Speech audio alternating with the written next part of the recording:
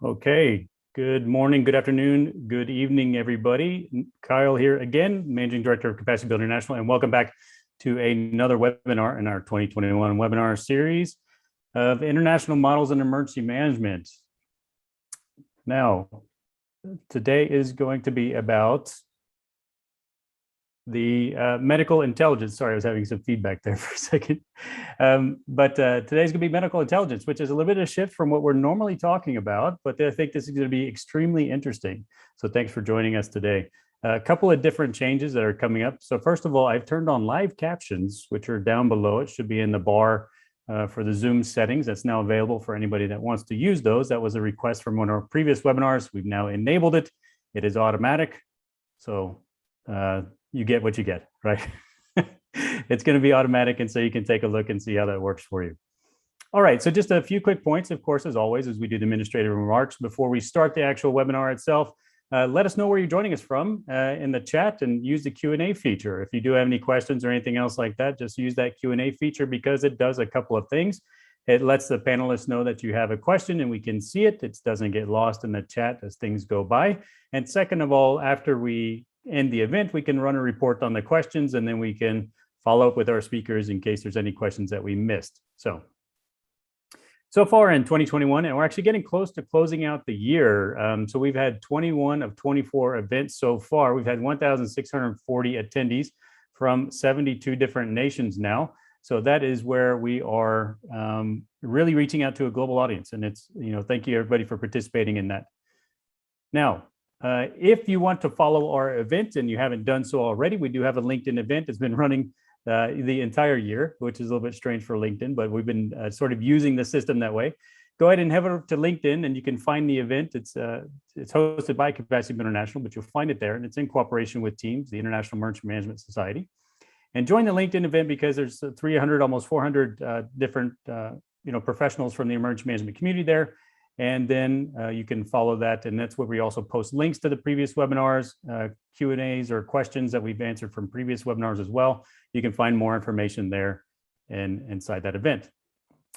Now, next, I wanted to make a sort of special announcement that the TEAMS annual conference is now open for registration. The conference itself is from December 6th to 10th, and it's going to be throughout the entire week, and you will be able to go to the website. I will post that in the chat here shortly, and you can go directly and register there. The conference is free. It is open for registration, and you will be able to find the entire program online. There's a small sample down there on the bottom of the screen, which shows all the guest speakers. I think we have about 55 different speakers during the week in different presentations. So certainly it's going to be worth attending the event. I attended last year. It was very informative and really a deep dive into a lot of different subjects. I highly encourage everybody to attend. That is available during that week. Tune in and then watch the presentations when you can. It is really exceptional. And with that, I will turn it over to Harold to see if he has any opening remarks and comments about the conference. Harold, over to you.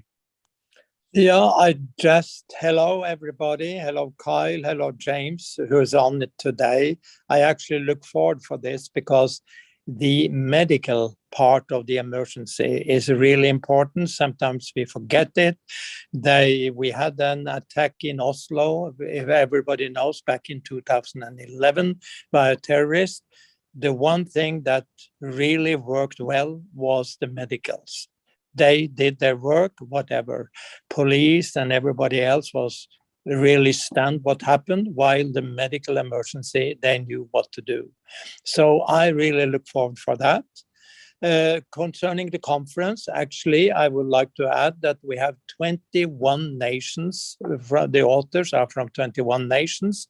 So it's actually a very international event. So please register and be part of that. That was my opening remark, and I look very forward to the presentation today. All right, thanks, Harold. Okay, now next, we'll introduce our guest today, Jim Wilson, Health and Security Intelligence Expert and CEO and founder of Med2 Medical Intelligence. Now, I had seen Jim on LinkedIn, where I generally run across most people these days, but posting a lot of things about the pandemic response, which were really interesting. So I reached out to Jim to see if he would give us some additional information insights to the work he's doing over at Med2 Medical Intelligence. and to share his thoughts about how things are going these days. And Jim, welcome. I really look forward to your presentation. Over to you. Well, thank you. It's an honor to be able to share our perspective with everyone. This is a real treat and a pleasant surprise for us. You know, I'm a pediatrician by training. So that's kind of like you can think of it as a day job, right?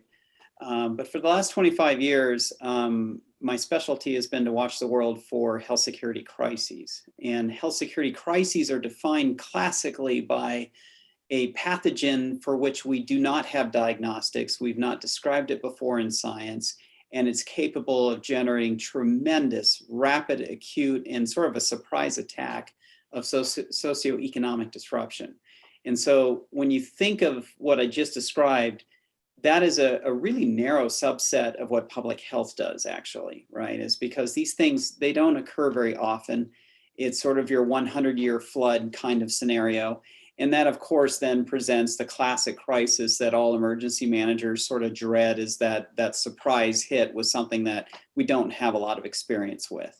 And so COVID has just completely demonstrated that 16 ways to Sunday, you know, that classic pattern, right?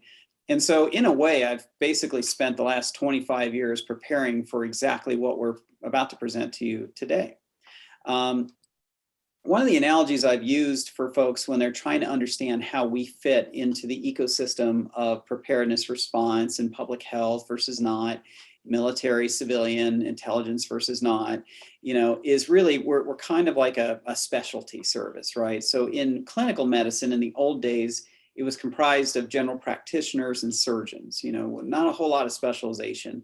And really, we were not much better than just providing nursing care. And a lot of times we hurt the patients, you know, at the turn of the century. So it wasn't a very well-developed field.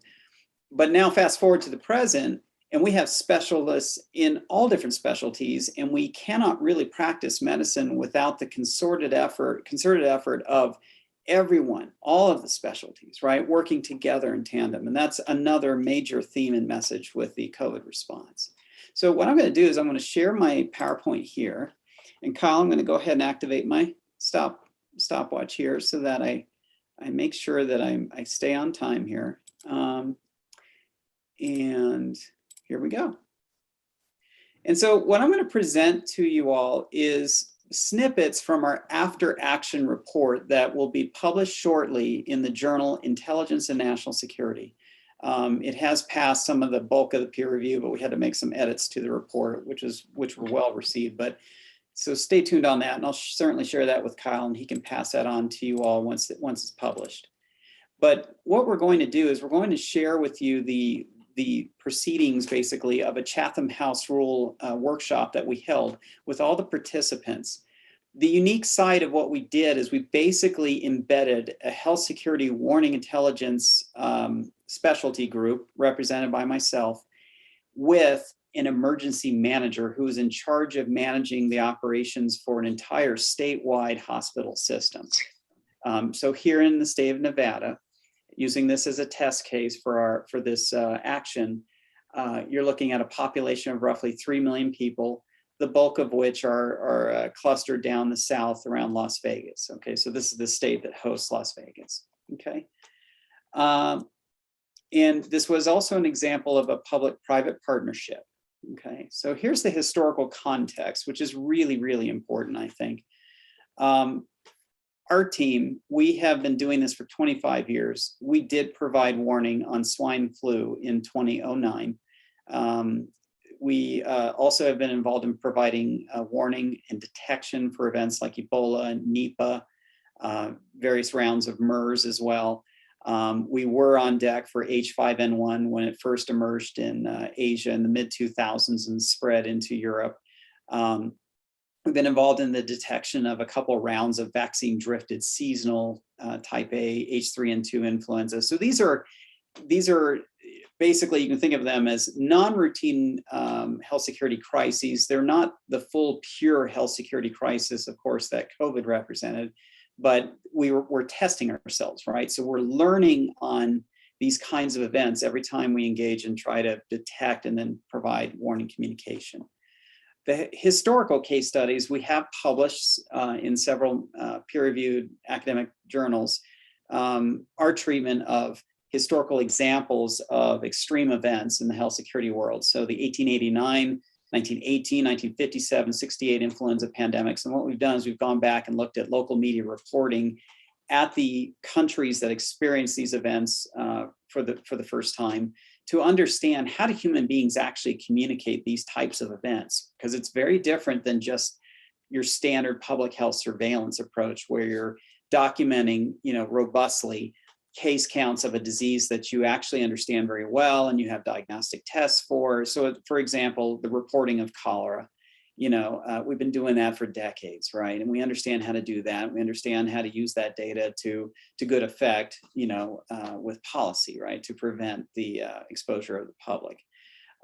We've also been involved in looking at historical examples of alleged acts of biological warfare and terrorism. So we understand what those indicator patterns look like as well, and how people communicate those kinds of events, as well as laboratory accidents. We were on the ground in Haiti, for example. We were involved in sort of unpacking how did cholera get to Haiti. That's a conversation for another time. But so we're very familiar with this question, or this nexus of concern about how do these events get there in the first place. The secret is a lot of times we really don't know until after the fact, which kind of highlights the importance of embedding someone like me with an emergency management person, because we have to respond no matter what's going on. We can't care if it's a lab accident. We need to move to intercept the issue very quickly at times. And you'll see that play out here in my presentation. So warning failure. We have a robust history of warning failure. So don't let anybody fool you. This has been going on for over 100 years now, is that we're not very good at detecting particularly respiratory disease events involving a new pathogen, okay? So whether you're talking the 1889 pandemic or the 2009 pandemic, there's always a delay in there. And when you unpack the process of warning failure and why did we fail to provide warning in a timely fashion, it's the classic stuff that you all have seen with other types of crises where we weren't focused on the problem, we didn't have enough funding, we didn't have enough analysts, we didn't have a linguist who speaks that language. I mean, there's all kinds of reasons. And I think here in COVID, we've often focused on blaming our political leadership, but these trends have been going on and transcend political leadership and administrations for decades, right? So we, as you all know, we do a very poor job at investing in preparedness. Okay, it doesn't matter what the crisis is. SARS, MERS, these are other examples, right? So I think we have this belief that we detect things quickly, but again, oftentimes we find when we go and do the after action reports, which unfortunately typically are not publicly available, we find out, hey, this signal was on the ground and available publicly on the internet for months, and we're not rolling up on it, and we're not getting ahead of these things. And I think the complacency that led us up to the current COVID issue is kind of revealed in these examples, is that a lot of these crises we've seen so far, it was sort of a torpedo across the bow. Like they didn't become the manifest apocalypse that the media had proclaimed with each of these crises, okay? And I can talk about Zika, I can talk about Ebola in West Africa, and from, of course, from the perspective of those of us who were involved in the response for some of these events, we would say, well, geez, it didn't turn into a mess because we did intervene, right? Well, that's part of the story. The other part is we don't really actually technically do a very good job of risk assessment in this domain either. Not everything is equivalent to 1918 level impact, okay?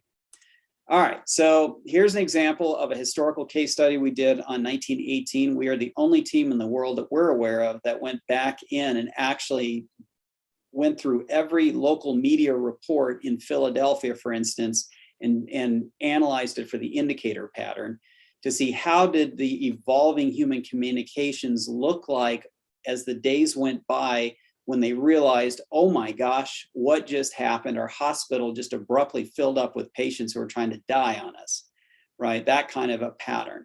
And what we've noticed over the years is when we go back and look at all these historical examples, and now we have a whole library of them, the pattern is very similar. The pattern is the same. And we've often referred to it as the exigent sequence. So it's kind of like the DNA of social disruption, the DNA of human communication related to these events is remarkably similar across time, across culture, across language. It is for us the Rosetta Stone for realizing something's just happened.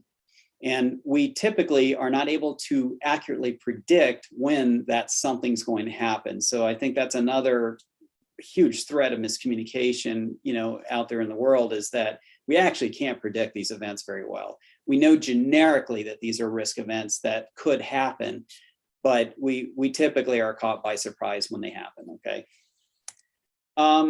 Leading into this, so this is kind of a great segue. So we knew going into this whole thing that we had a mess of strategic issues. Okay. We had a lack of investment in public health preparedness. So that's your foundational infrastructure, right? So this is kind of us assessing the vulnerabilities of our community and our nation from our perspective. We already knew that this was going to be a mess if this were to ever happen in our lifetimes. We also noticed that because public health was kind of getting desperate for funding, there was a lot of, squishiness with how they were calling other crises, right? So leading into this, it seemed as though every season of influenza was the worst we'd ever seen in 40 years, right? Every health security crisis is pandemic potential. There was no seeming, it's kind of like the analogy that I would give folks is the hurricane categorization scales, right? We didn't have that kind of a process going on in this. It was everything is worst case scenario every time. And what we noticed in the background is we had this pretty big surge of vaccine hesitancy and vaccine resistance and anti-vaccination sentiment spreading on social media at the same time. And so we kept trying to caution our leadership, hey, you got to back off on this. We get it. We need to vaccinate. We get it. We need to invest. We get it. We need to scare people into investing in this infrastructure. I get it. That's one tactic, but it's going to backfire on us eventually. And sure enough, it did with COVID. Right. So we saw this coming. We saw a lot of these issues that you see in the media playing out and social media playing out. We saw this building because, again, it's that delicate balance of trust. If we can't talk intelligently about this kind of thing, then you're not going to have the public alongside with you when it comes time to actually respond. And that played out in spades all over the world. Now let's unpack kind of what we did. What were our actions here? So because of our experience leading up to this, we know what these signals look like, right? And so very quickly, we saw that media report coming out of Wuhan, and it was in English. So we already knew it was probably late. The report was late by at least a couple of weeks, and that's pretty classic for these kinds of events. And what we noticed was the initial reporting seemed like a surge of severe illness, but we didn't have report of healthcare worker infections. And we didn't see, some of the other concerning indicators that we would typically see with these events. And so that could have been due to deliberate withholding of information by China, certainly. I mean, we're very experienced monitoring China, so it's kind of like it goes with the territory. On the other hand, we noticed the timing of these reports actually was pretty quick. With SARS, the world wasn't talking about things until months into the event. And this time we're talking about the event probably about 2-4 weeks into this, right? And so there was a pretty big time collapse going on here in detection. And so that was kind of interesting. And we tried to issue a lot of positive reinforcement messaging, publicly to say, hey, good job, China. You did a good job here. Right. So I recognize that goes in conflict with some of the narratives around the CCP and possibilities of a lab accident. But for us, we want information, right? And so accusing people right out of the gate, that's not going to get you the information you need. You got to be very professional, and you got to be very giving, right? Very positive, and encouraging people to work together as a team and across borders.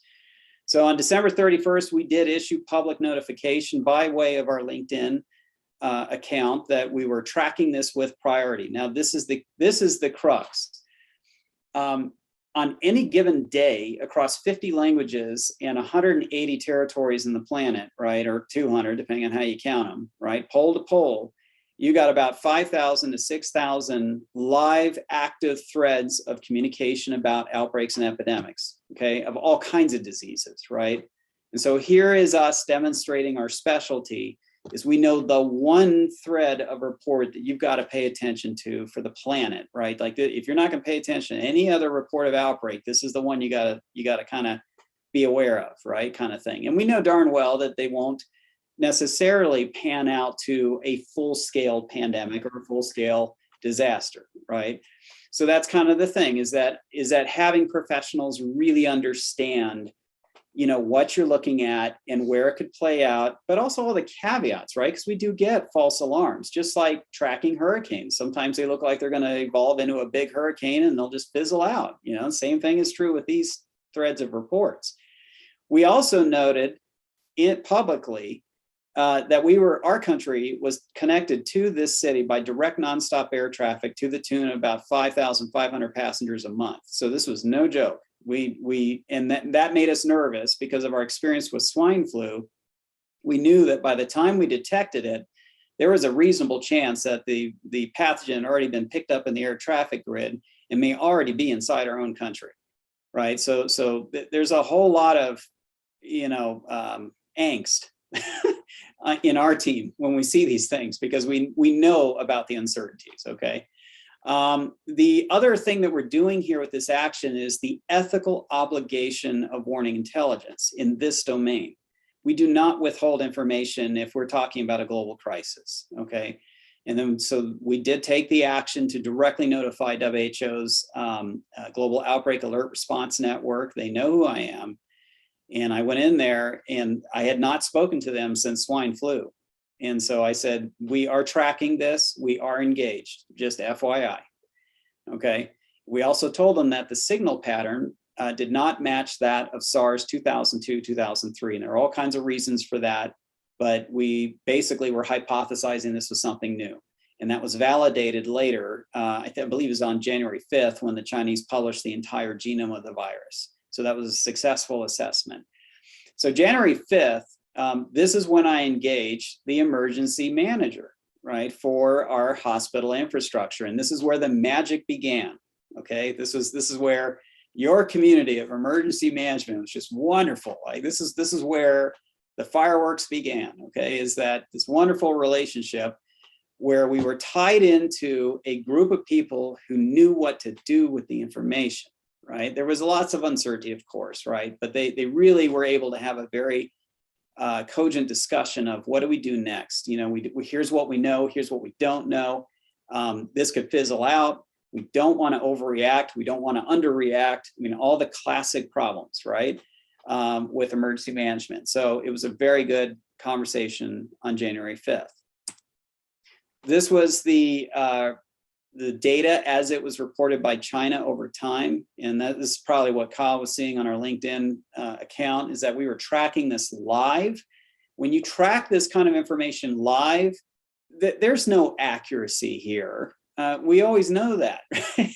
And so the media made a big deal out of this, but it's like, well, welcome to the party. You know, this is the way these things are reported, you know, always, is that there's all this uncertainty. They're doing the best they can without a diagnostic test, I might add. And they're trying to figure out, okay, how do we call a patient COVID positive, right? And so, you know, we tried to give the Chinese grace and just say, look, if we were in the same boat that they were in, I don't think we would have done a whole lot better, you know, in terms of clinical recognition, right? So there was all this confusion about just how lethal was this virus, as you may recall. And a lot of our job at the time was to point out the other side of the discussion, which is, why wasn't Beijing completely inundated with this virus? Why wasn't, you know, Shanghai completely inundated with this virus? You know, by a certain point in this, we would have expected to see other megalopolitan areas, you know, the provinces, you know, with tens of millions of people packed in there, you know, at a high population density. We should have seen this virus really go, if indeed it was spreading at the level of 1918, as the media and social media were proclaiming. Looking back on this, we did say publicly that we did not assess this to be on an equivalent scale as 1918. We also actually said that we're not seeing this on the scale of even 1957 yet. And that was based on the per capita fatality rates that we were seeing out of Wuhan. And we did not agree that the Chinese were able to get containment that effectively if this virus was that transmissible. I don't think anybody would have gotten containment if it was, for example, the Delta wave doing this, okay? So we'll come back to this concept later, but this is that awful conundrum of how do you balance your warning communications and maintain trust, particularly in today's world. Okay. So as I mentioned, we're watching China. Well, we might not completely trust China for all kinds of reasons, right? And not the least of which is, well, you know, maybe their infrastructure doesn't function the same way as ours. And so what we were trying to do is figure out, can we look at another country whose infrastructure medically was similar or at least approximate to ours? And so there was a check and verification process going on at this point in the timeline. So now we're talking January into February, and we were watching Hong Kong and Singapore. We knew it was going to get there eventually. Hong Kong, Singapore, both those areas of the world have had a lot of experience dealing with high threat, infectious agents, respiratory agents, right? Like H5N1, like MERS, like SARS, right? And so it was a real important litmus test for us to check and see how did these countries do with this, okay? And what happened was, and you can see this with the gray box there, if you were to zoom in on that, it looks like a big wave, right? So context is everything. At the time, it looked as though Hong Kong, even though they had a healthcare workers strike going on, were able to seemingly manage this crisis. Same thing with Singapore, very low ICU admission rates. It's kind of seemed a little bit ho-hum. And so we started feeling a little optimistic. We're like, okay, we might have a chance here of this turning into more of a crisis and not a full-scale disaster. We had our fingers crossed, right? So a little bit of optimism started showing up here in our assessments. And again, we were not assessing this to be on the level of 1957 or even 1968 pandemic. And a lot of this was coming from this early data. And this is how we were communicating with our hospitals. So now, then something happened. Okay, so if you rewind the tape, you'll also remember, for those of you in Europe, that if we go back a step here, this gray box also corresponds to the time period of Bavaria. So you may recall that Bavaria had an outbreak amongst their factory workers, and it was pretty ho-hum. The only people who were hospitalized for observation. And so Bavaria was not inundated with a 1918 epidemic, right? And it seemed pretty ho-hum. And so again, we're saying, okay, we're not saying it's not a crisis, but let's not overreact here. This has got our full attention here, but let's not panic, okay? So what's at stake right now at this point in the timeline is our supply chain, okay? Our supply chain is heavily rooted in China. We don't need to panic and get everybody onto Amazon buying up N95 masks this early in the response, okay? So that was a huge issue that we were worried about, right? Is overcalling this and triggering a panic buy, which was another one of those indicators that we were very familiar with and expecting to see with this kind of crisis, because we've seen it before in every other pandemic we've studied, okay? The other thing that we knew was an issue was the anxiety provoked among our healthcare providers. If we don't have a test to test these patients, and we think that we don't have adequate PPE in place, are our critical care healthcare providers going to show up for work in the ICUs? That was a huge question. We were very concerned about that. And social media, by this point, was just completely run amok. You know, everybody's talking about 1918. In fact, I had a lot of peer pressure on LinkedIn to get with the group and start calling this 1918, right? And I refused to do it. I said, this is not what we're assessing right now. We'll see, right? Certainly the potential, but we don't, the anxiety was unproductive. So now, Lombardia. So the key flip point for us was when we watched what happened in Lombardia. And at the time, I will tell you, we didn't really know. We either thought that our assessments were dead wrong and the crowd was right after all, right? Or the virus had mutated. At the time, we had no access to genomic information. We just don't have that competency on our team, I guess. The data wasn't available. We didn't know what was driving the issue. All we know is that Italy, we just basically sat back and said, holy cow, what just happened? Like, we went from ho-hum in Singapore, ho-hum in Hong Kong, ho-hum in Bavaria, and now Italy completely and totally lost control and just got abruptly overwhelmed. And you see the flat part of that yellow line on the graph in the lower left-hand corner. That's them capping out, right? That's them going to battlefield triage. It ran out of hospital beds, healthcare workers infected, dying themselves. This is the worst case scenario. This is actually what, what we were worried about, is this kind of an effect on our critical infrastructure. Okay, so all of my bias here is assessing whether or not anyone's hospital infrastructure can keep up with this thing until public health has time to catch up and give us good guidance on what to do. Okay, what we found out in August. Okay, so we're talking about late February, early March, when we noticed what was happening in Lombardia, Italy. We didn't find out till August with a peer-reviewed publication in Cell, the journal Cell, by a genomics team that pointed out this was the stabilization of that spike protein, that mutation that enabled this virus now to be transmitting so much more efficiently. So it was a mutation.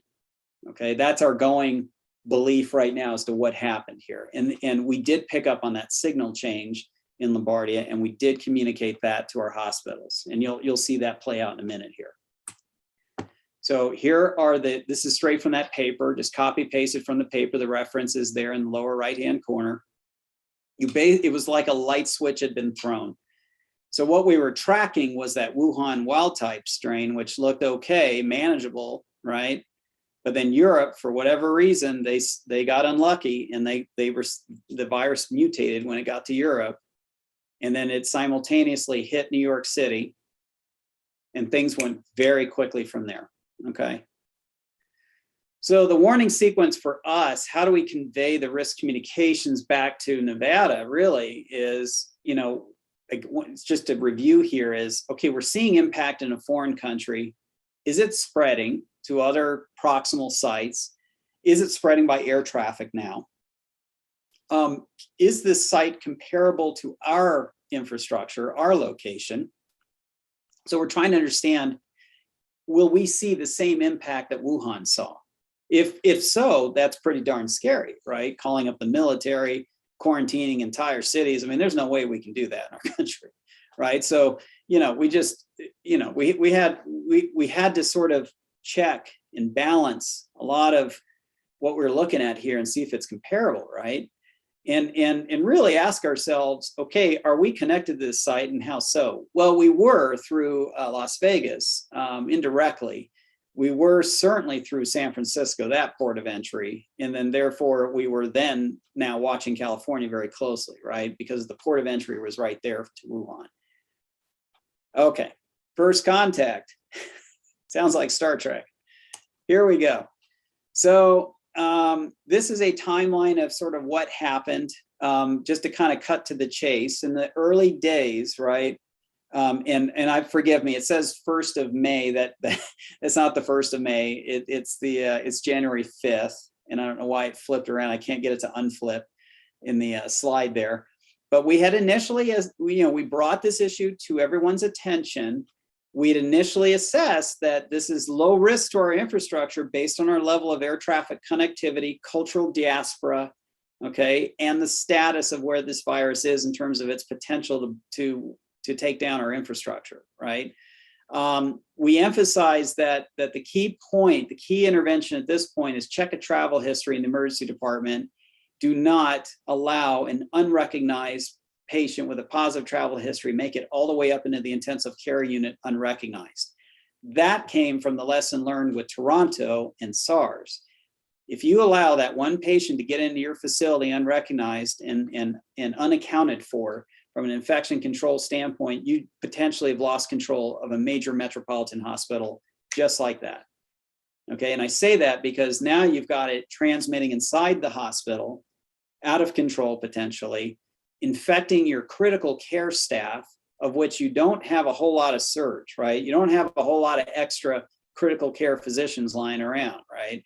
If you take out the head of your critical care unit with an unknown pathogen that we don't have a diagnostic test for, you're done, right? That hospital is a mess, okay? And now you got to clean up that mess, right? In addition to all the public communication stuff you have to do. So we knew what the risks were here, okay? We also knew that, remember what I told you all before, is that our hospitals had formed the opinion that CDC had overcalled all the other health security crises leading up to this. Okay, so we're still dancing that fine line of, I want you to prepare. You better take this seriously. Do not blow this off. Yes, I acknowledge that we have tended to overcall things in the past, but this could really get ugly if you don't pay attention. I mean, so it was this constant back and forth, you know, trying to get people to engage, okay? And it did work, it did work. Now, from January 29th to the 3rd of March, we did escalate our warning from low to moderate risk, and that was based on demonstration of international spread and impact to infrastructures comparable to ours. At the same time, we had a substantial uptick of social media-based misinformation and escalation of hype. Just unproductive, not helpful hype, right? Because we're about to go to war here. I don't need people trying to freak us out, okay? That's not helping, right? And I'm sure you all have seen that with other crises. I mean, so we were very much in that mindset. Then we noticed what happened in Lombardy on the 25th of February. Then we escalated, and the escalation was human-to-human phone calls, personal face-to-face meetings. You know, this is when things escalated very quickly, and we basically said, we better build a hospital surveillance system right now. We actually were not funded to do that. We had to get emergency funds piped over to us so that we basically stood up our state's first hospital surveillance system online in 10 days. We had every single hospital in our state reporting about 50 data elements every 24 hours voluntarily without legal requirement to do so. It was a massive coming together of volunteerism. It was wonderful. It was such a success, you know. And it was because of that escalation point that we documented with Lombardia. That's really where everybody kind of said, all right, that's it, we're doing this. Now, here's another view of it, excuse me, another visual of the same graph, right? So just colorization, right? So it's just like hurricane alerting, right? Where it starts off as a tropical depression, then it goes to a Cat 1 or 2, then escalates to a Cat 4, now it's a Cat 5, you know, everybody run for cover, right? Same deal here, you know, as we were dialing up the messaging to our hospitals, okay? Now, when we activated the hospital surveillance system, keep in mind that like most folks in the world, we did not have access to accurate diagnostic testing. We weren't even really protecting ourselves. Yours truly was actively seeing patients as well. I got infected in the first wave, okay? I mean, I got lucky, I was healthy. No vaccine, of course, right? So we had no countermeasures effectively. We just kind of went into the first wave. So that all of our effort leading up to this was to prepare us for that awful first wave. The first wave is the period of highest risk for these types of crises because of lack of familiarity, right? So when you're talking to a community that's never seen this before, this is where we felt like, you know, our greatest risk of failure and loss of control was really in that first wave, okay? So once we got the system up and running, and we knew what the data elements should be because we watched what happened in all the other countries, plus we had all the historical case examples. So we came in loaded for bear. We knew exactly what needed to go in that surveillance system. You got to track your bed counts, you have to track your ventilators, you got to track your oxygen capacity, et cetera, right?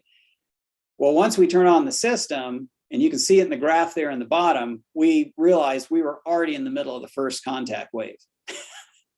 and, you know, this is where the element of luck comes in, is that we happened to see the Wuhan wild type strain. We did not get hit with that mutated strain that showed up on the East Coast. So here's where the element of luck came in.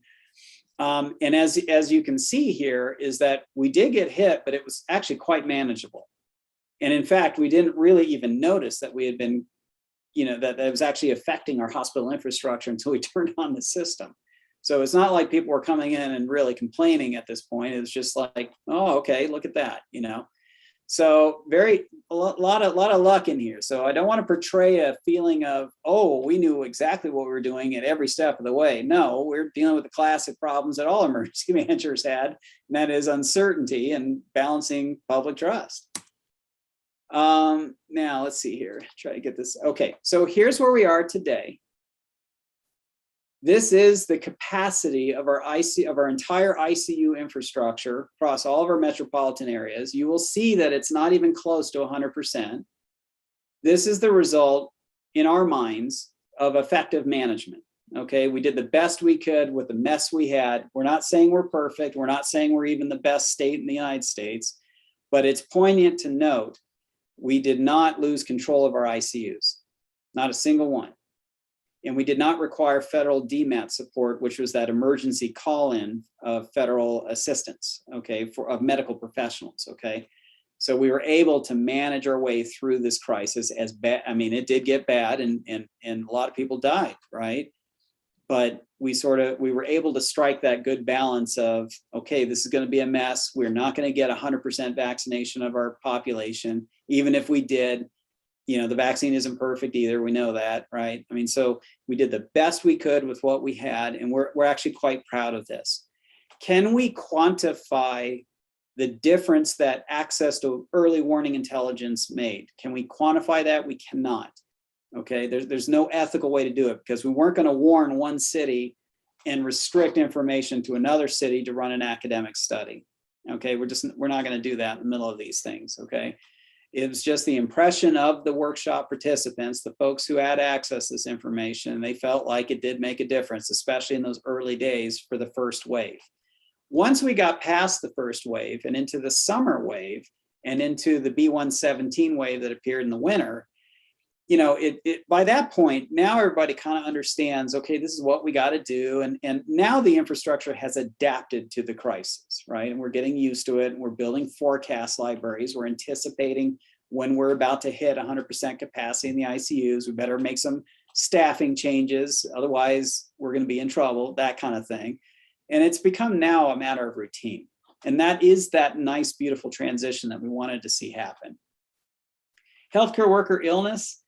This was a big deal in the beginning, as I mentioned. There's that big spike there on the left. Okay, so this is exactly what I was talking about. And unfortunately for us, this was the part of the operation that our academic colleagues just would not listen to us. They would not just tone it down on their comments to the media, on their comments on Twitter, social media. It was unproductive. And we actually just simply got lucky.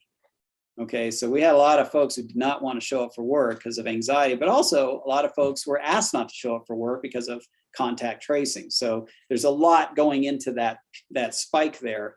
But the concern is real, particularly with the first wave of contact with an unrecognized or poorly described pathogen. The anxiety component is real. And I think we as a global community probably did a poor job managing that especially in that first wave. So here is the warning, sort of the cascade of I would say preparedness posture maybe, or response operational posture of our team, if you will. And it's based on just an assessment of how are we doing with this issue. Is this routine normal operating conditions? Are we dealing with a routine crisis like just a bad year of flu? Are we dealing with a non-routine risk event that's coming from a foreign country but it's not quite here yet? Are we dealing with it's here, but it's not causing a lot of damage, right? So we've actually migrated up and down this scale through these waves, okay? We've never hit the level 1 there, which is a disaster. We kind of came close to a 3 to 2 there at one point with the B117, but that was managed, right? Through the use of effective risk communication using our forecast libraries. So conclusions. Well, we think from now on, we need to embed a health security warning intelligence analyst with emergency response, with emergency management, right? We need you guys.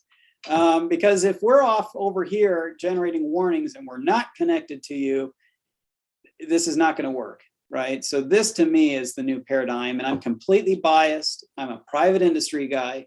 Okay, so of course I'm going to be biased, but after our experience with our state, we do believe that this is a new specialty. We might be able to train folks in this specialty, you know, so they understand how to do this work from their end. It might not require full-time analysts, of course, because these crises are rare. But there's no question that we created a little bit of magic here, and it's all about the people and trusted relationships that emergency management knows very well, the value of trust. And trust is hard to surge in the middle of a crisis, right? So here's just a screenshot of our portal that tracks the data from the hospitals. Now everyone has dashboards, you know, monitoring COVID, right? So, but this dashboard now has sort of become our emergency, you know, tactical emergency management hub. You'll see that we now have an emergency communication module in here where hospitals are reporting in and saying, hey, I've run out of staff, you know, I need somebody to send a few nurses over here, kind of thing. And so we've learned a lot from this crisis and used the crisis to innovate. You'll see on the right-hand side of that graph here, that was a live shot as of this morning. We are seeing resurgence. We think that's because we need to roll out our booster shots. So the Israelis saw the same thing. You'll see a little bit of a rising in hospitalizations, and that just means you got to deploy that third shot to mitigate that. And then let's see here. This is the integration, this is ongoing, of warning intelligence with our hospital surveillance system. So risk reports is what we call it. But basically, this is how our team now communicates. You know, we just use the portal, we just file our reports in there. And now it's just become a matter of routine to see that, oh, wow, the health security intelligence team is tracking a new subvariant that's reported out of UK. You know, and it's not sensationalized. This is just operational input, you know, to our hospitals. So it's just become a matter of routine now. We also do, you'll see down there in the bottom left-hand corner, we also do antibiotic resistance forecasting. And so the topics that we're addressing now are moving beyond COVID. So what we're now doing is we're transitioning this system into a non-COVID setting, so that this persists. So one of the main threats to what we've done here is just the classic panic investment cycle, right? Where, okay, now first sign of COVID being over, all the funding disappears, everything collapses, and once again, our team dies like a phoenix, which is what happened after swine flu, right? So this is classic for us too. And thank you very much for the opportunity to speak. I think I hit 40 minutes right on the dot. Oh, it's great, Jim. Thanks a lot. So we've got one question, and I've got a lot of questions actually, but we'll start with one from the audience and then go with that. But the question is, how do we best manage the expectations of transparency with the impact of social media distortion? Does it make sense to use ICS methods of one voice pushing data that we can refer to? What are your thoughts on that? Well, okay, so I'm not an emergency manager. Sure. And truth be known, I'm not involved in the ICS process. So that's going to make probably everybody recoil in horror. The fact that I just said that, I'm counting on my emergency management colleague to do that, right? But in terms of social media, I do think that we've entered into a dangerous part of our human history where anybody can say anything and it can spread like a wildfire all over social media, right? And you've seen that. Your neighbor down the street, if they have a loud voice, they can spew all kinds of misinformation, you know?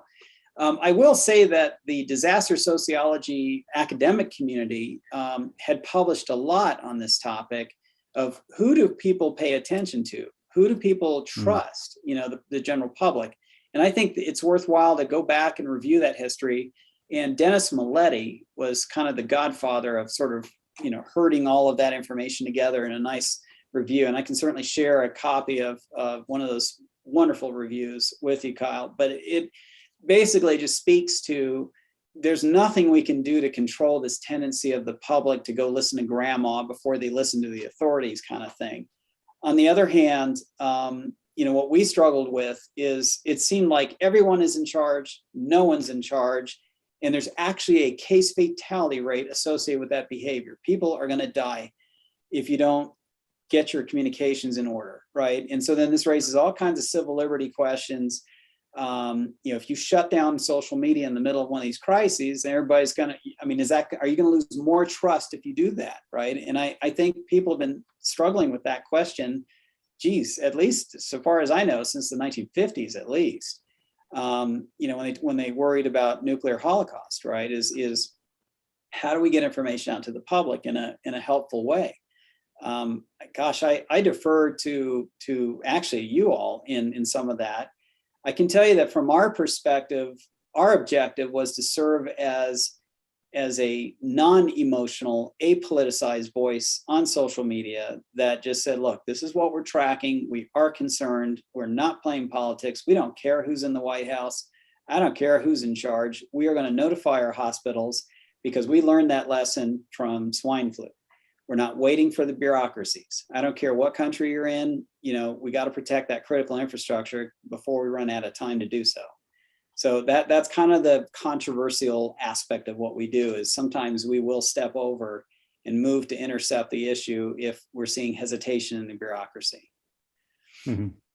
Yeah, I think it's really interesting. So, what the pandemic has highlighted is sort of the speed of communications and not being able to control that. So having to be sort of that, lighthouse in a storm that has factual information, that is consistent, that is reliable, in your opinion, and things like that. But I think the other thing that goes along with that, Jim, is the fact that there's greater public scrutiny than ever on your data, right? Yeah. So how do you get around the challenges of everybody's a scientist now, right? and everybody has their own table and interpretation and everything. And because I think this is something, a new, dynamic that we have to deal with, is everybody and access to information, which is completely fine, it's great.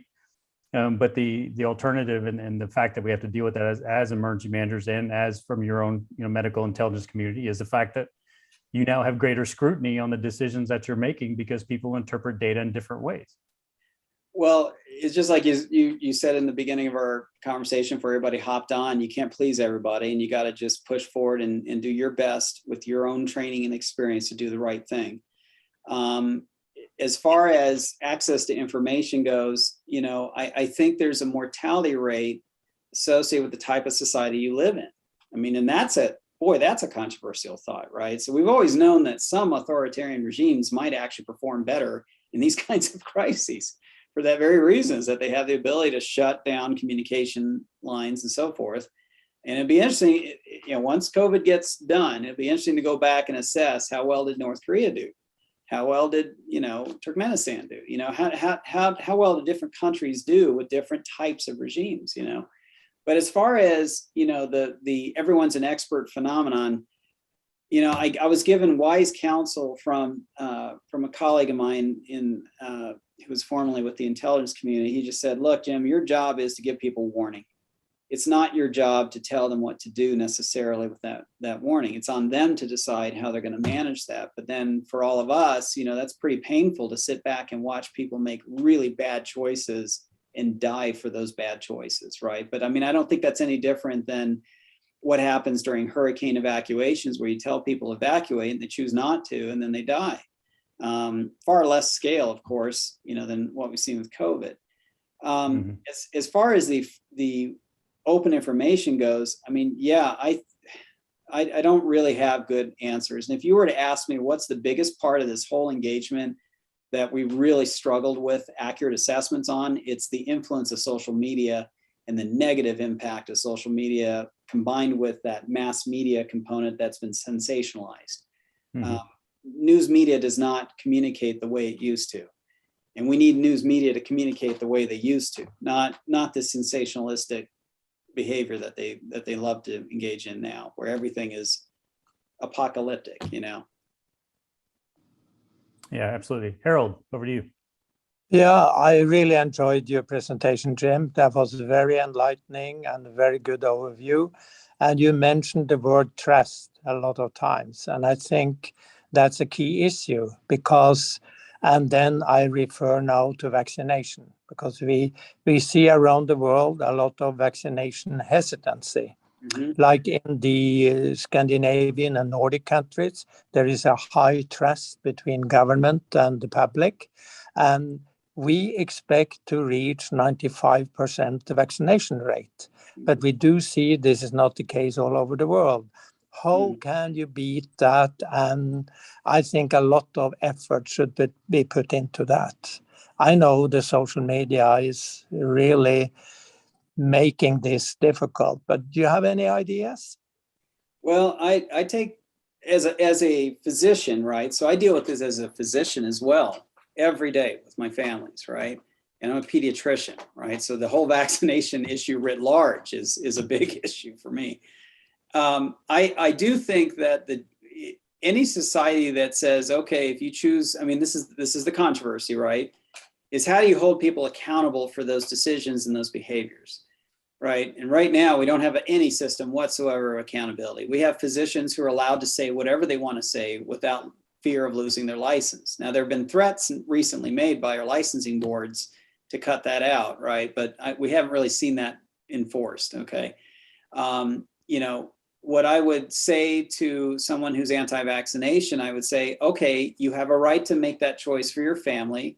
I may not agree with what that means for the rest of our community because you're counting on all of us to provide that protection immunity for you and your family, right? We're all taking the risk, but you've chosen not to. So that's not a very civic-minded behavior, right? You know, are you going to pay for your hospital bill then if you're hospitalized? And that's where the conversation completely goes off the rails, right? Because there's this expectation that not only do I have the ability to choose not to vaccinate and participate in my civic duty, but I'm counting on everybody to also pay the $250,000 bill from the ICU if I get put on a ventilator and have to ride that vent for 6 weeks.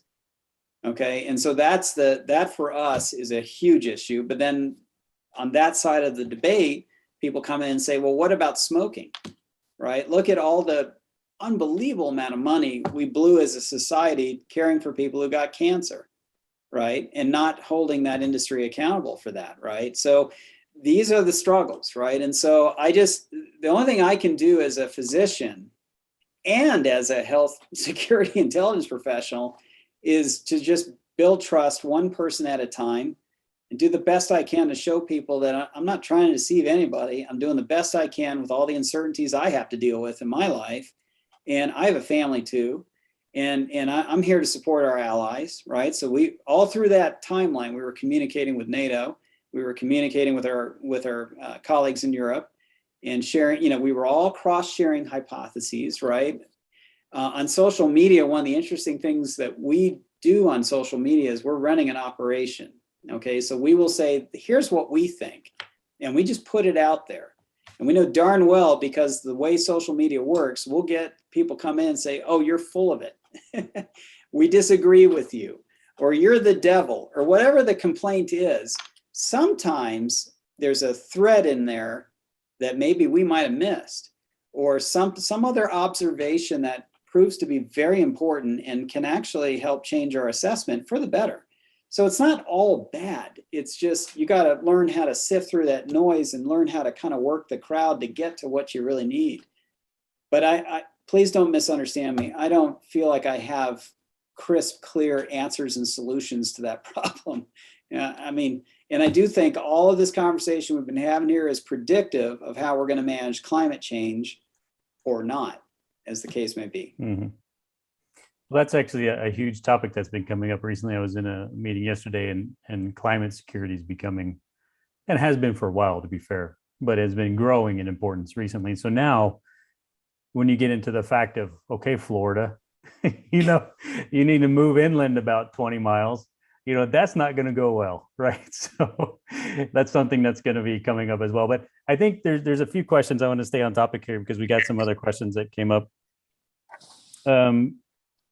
When did the US start genome sequencing to identify variants of concern and variants of interest? This is the first question. And second question being, how has the caseload trends behaved after the schools have reopened in the US? So the first part of that I heard, so I was just replying to Mark there real quick. First of all, the genomic sequencing, let me give you some context. When we were monitoring the emergence of H5N1 avian influenza, we had a lot of genomic sequencing experts in the mix, and we were constantly swung from one end of the risk spectrum to the other by these guys who kept coming in and interjecting at very top levels of government saying, oh, we just picked up on another sequence change in influenza virus. Now we're all going to die. And then we'd watch, and it didn't pan out that way systemically. And so we learned from that experience that it's always trust but verify. I mean, that's really interesting that you've discovered a new sequence. You think it's important. Okay, well, unfortunately, given that there's billions of dollars on the line here, I'm going to have to see a little bit more proof systemically, which is bad because then that puts our warning delta deeper into the crisis, right? And we did do that with the complaints around Brazil, right? So Brazil, it looked awful in Amazonia, as you recall, and everybody panicked and thought, oh my gosh, this is going to get even worse, right? But from the US perspective, when P1, that particular variant landed here, we barely even noticed it. And part of the reason is because we'd already been hit with other variants. And so there's some built up naturally acquired immunity, but also a little bit of the vaccine by then. But going back to genomic sequencing and when we were paying attention to it, it was really that August timeframe when that paper came out. Now we finally had proof. Now we were finally able to connect the dots that we had a substantial change in the sequence. The academics believe that this is what happened to the epidemiology of the virus as a result, and we had that proof point of Lombardia. Now, if you think that out, you'll realize, holy cow, Jim, you literally, I mean, that's not much forewarning then, right? You're basically telling us you got a 5-alarm fire, it's already burning half the city down. Well, unfortunately, yeah, at the moment, that's where we're at. But I think in the future, maybe we can start anticipating, now that we're learning a little bit more on the genetic side, that this particular sequence means that the epidemiology may change in this way, kind of thing, right? So, so as far as sequencing goes, the UK was first, as far as I'm concerned. They got out there with the most useful information first. They did a wonderful job, I think, of reporting their data. I love their dashboards. They included a lot of caveats. You'll see in there all their data. They'll show when did they increase testing in the community, for example, right? So that the increased case counts, the caveat here is we've increased testing, right? So that's really important to do that, right? Important principles in maintaining trust with your public is being transparent about how you're producing the data. And so then when they rolled in with the genomic sequence work, I think that was a point of leadership for the whole rest of the world, including the US. And the US sort of took suit after them. What we've noticed is everyone's been building this airplane after you were supposed to be in the air 3 hours ago, and you're flying through the air, but you're still trying to build the wings, right? And so that's been very disconcerting. And so it feels like we're constantly reacting, right, to the operational need, always after the fact, it seems, right? If you look at my graph on 1918, right, remember that graph where it showed that public health, their reporting of mortality in 1918 was time staggered. It was delayed from the media reporting of mortality. That's a classic pattern of response behavior when you're dealing with a health security crisis. This reactive sort of, I got to catch up to this kind of process. That's a classic pattern of a health security crisis.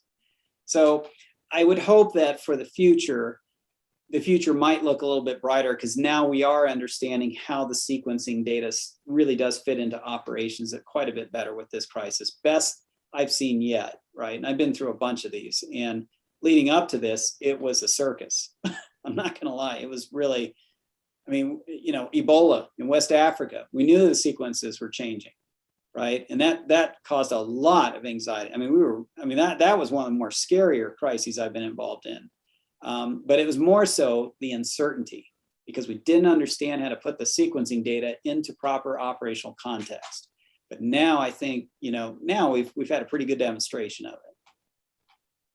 Yeah, thanks. I think that's critically important. And one of the things that you mentioned is this uncertainty. And I think this is where, if from the emergency management community, there's this window, like you were talking about in the beginning of your presentation, right? So we're seeing these things, we're seeing these trends, we have these indicators, we're in this window, but the problem is we don't know what's outside the window.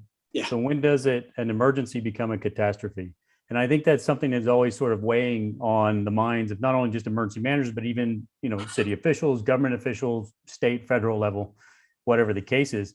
And it's an extremely difficult position to be in, because as we analyze the data, as we're in midair building this plane, and we're saying, well, we weren't really at a catastrophic state, but we don't necessarily know that in the middle of this whole experience, right? And that the caveat there being, and one of the real critical points for us is the fact that when we are trying to manage the crisis, trying to manage the public communications, trying to manage these things, the pressure to declare, like what you've mentioned previously, is there's so much pressure to declare because nobody wants to bear the responsibility of being wrong.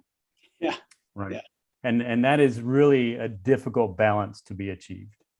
It's horrible, right? I mean, and so if you really want a good case study, go back and look at West Africa and Ebola, where CDC got into Time magazine. They said, we're projecting 2.5 million fatalities by February, whatever it was, right? I think 2015 or 24, I don't know.